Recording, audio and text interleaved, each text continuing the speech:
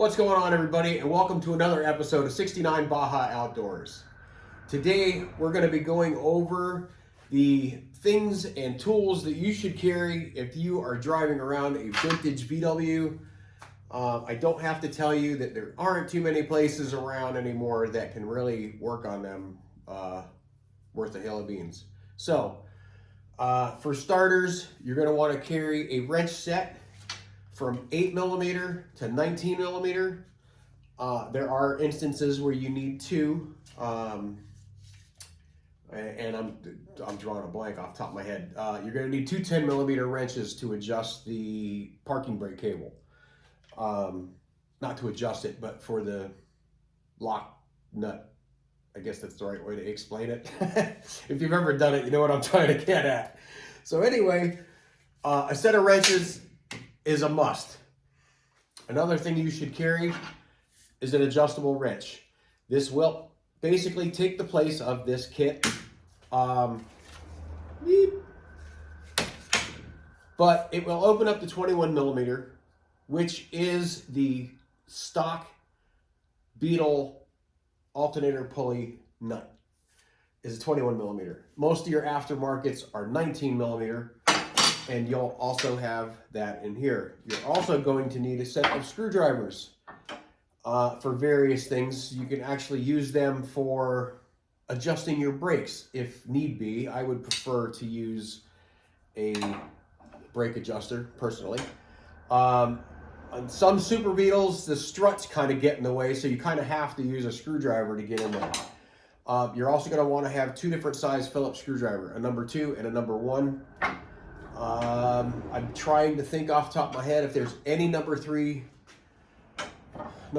Phillips on the bug. There are, and they are on the doors for the door strikers. So the door strikers are number 3s, I believe, and I think that the door hinges are number 4s actually. Don't quote me on that. I'm not 100%, but I'm pretty sure that's how that goes. One of the things that I do have, this is a snap-on. I don't even remember how much it was. I've had this thing for about 30 years. This is a 17mm internal.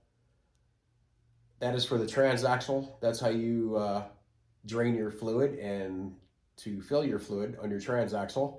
And the 21mm for your stock nut on your alternator or generator, whichever you have. Another thing that you should always carry with you, .006 feeler gauge. Doesn't have to be this particular. They're long. These come off the Snap-on truck. They're great because they're long and you can really get in there to adjust your valves. Another thing you're going to need to adjust your valves, a 13mm wrench. And I think some of the Type 4s actually have a 14mm. I can't swear to that, but that's where the kit 8 through 19 comes into play. You'll have the wrench that you need to do your valve adjustment.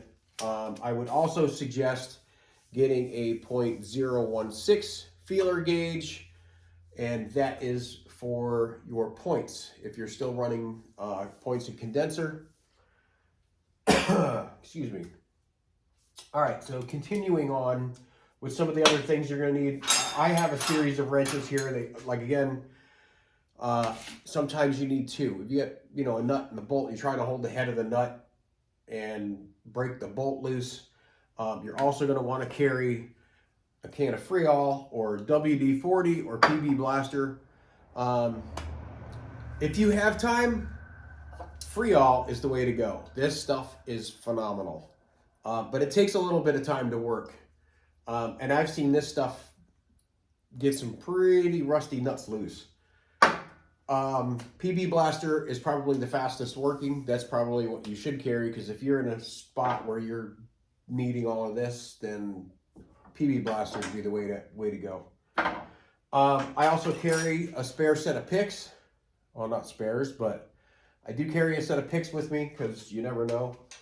A spark plug feeler gauge, not a necessity, but it's one of them things that I have laying around. What else? Tool-wise, non-marring scraper.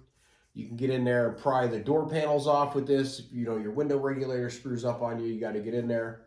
This is help out without scratching anything. Some other items you're going to want to carry: a hammer. Just kidding. Well, not kidding. You do want to carry a hammer. It doesn't have to be a claw hammer, but when you get in a position where you need to beat on something, you're going to want something with a little bit of weight. This is actually a gasket making tool. I use the ball end of that and tap on the gasket on the corner of whatever it is I need to make the gasket for, such as on this corner, and it'll actually cut the gasket to a perfect size.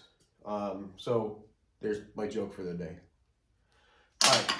So something else you're going to want to carry is a test light.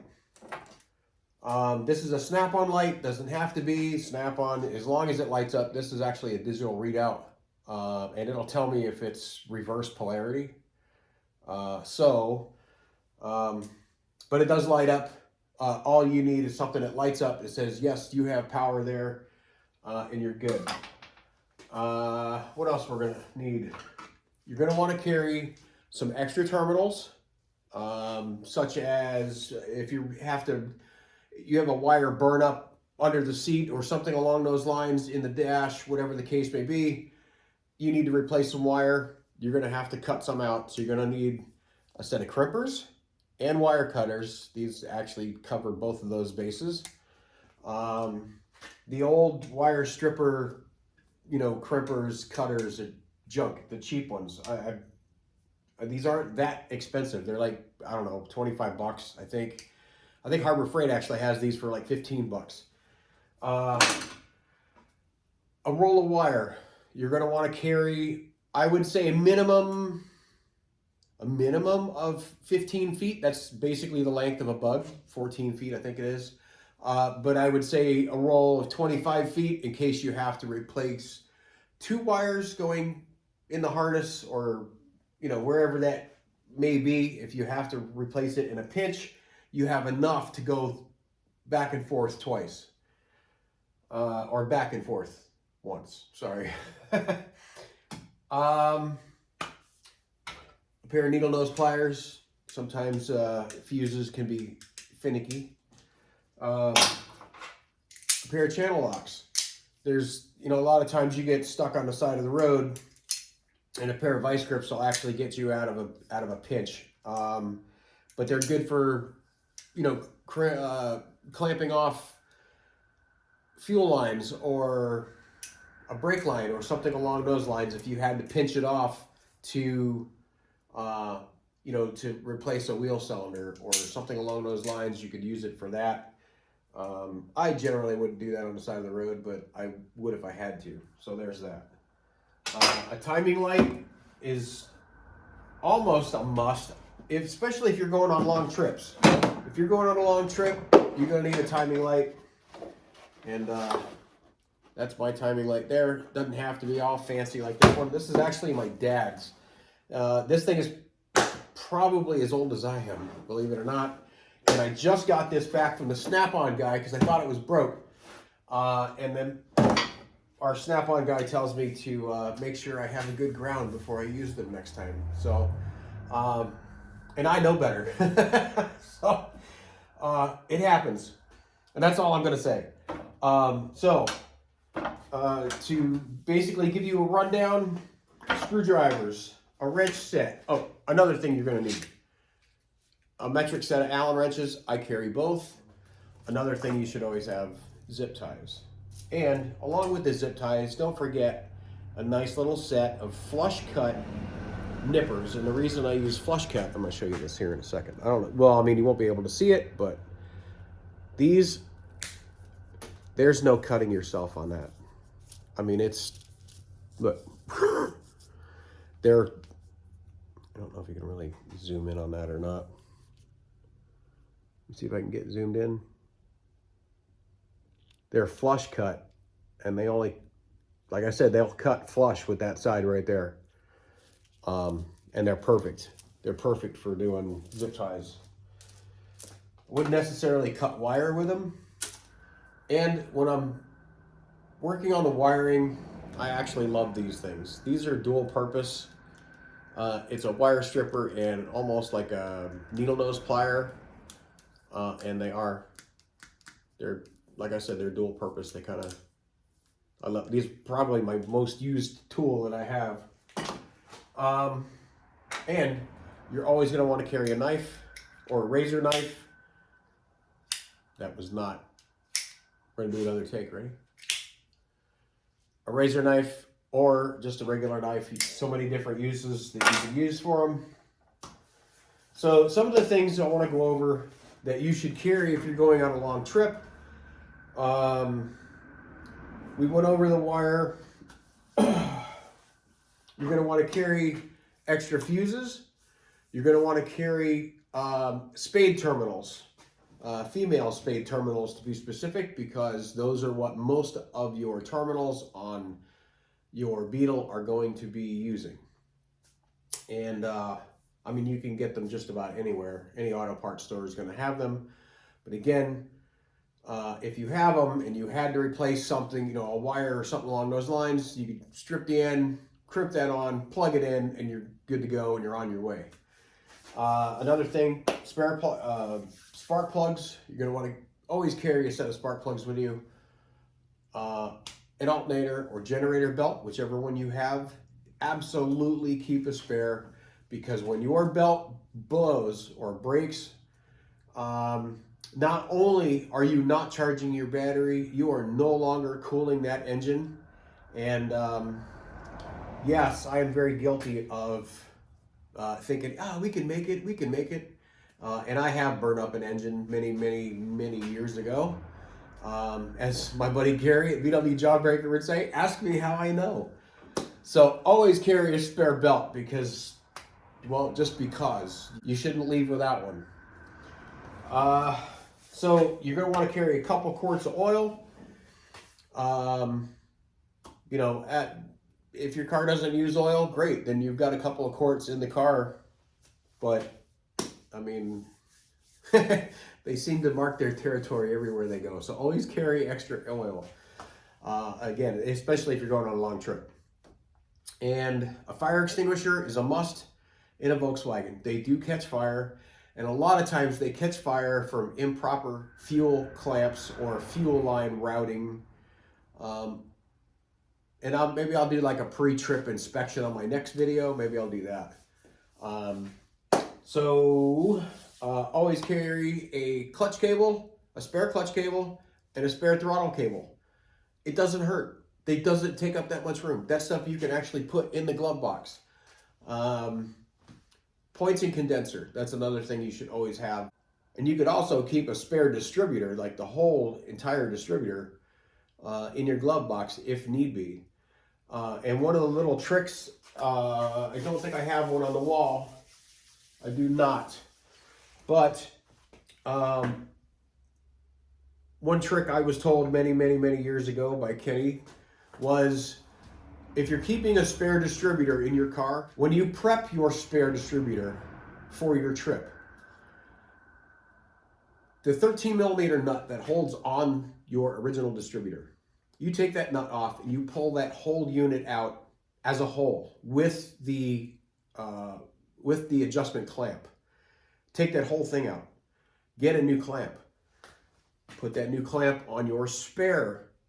Set it in your vehicle and time it. And then set that 10 millimeter nut tight. This way, when you do break down, you will actually have, all you'll have to do is pull your wires off, pull your points wire off the coil, pull your distributor, drop your new one in, put your plug wires back on, plug it back in the coil, and you're good to go. There's no real timing involved as far as that goes, because the clamp is what actually holds your timing. I mean, it could be a degree or two off, but that's not gonna be detrimental. So another thing you always carry in your car: spare rags. You don't have to carry a bunch of them, but Volkswagens are greasy and dirty and nasty, and you know, if you're on your way to someplace nice and you had to stop to do a valve adjustment on the side of the road, you're not going to look so nice when you get there. So always keep some spare rags and stuff so you can clean up as you go. A couple of things that I forgot to mention: electrical tape. You're definitely going to need electrical tape in your kit. You will also need some baling wire or mechanics wire. A pair of needle nose pliers are great for twisting them. Or you could go to the Snap-on truck and spend close to $200 on these. They're pretty they're pretty cool because when you pull on this knob, they actually spin, and they'll actually ratchet. So and they're right and left. But I don't suggest spending the money on these. You could easily do that with a pair of needle nose pliers. So there's that. And that's really all I have for today. I greatly appreciate each and every one of you watching. I greatly appreciate my subscribers. I really, really, really do. And if you haven't done so already, please subscribe. I am trying my best to hit 1,000 subscribers before Christmas. And that would be or before New Year's, I should say. But that would be a great New Year's gift for sure. But anyway, until next time, you guys be good to one another, and we'll catch y'all on the flip side.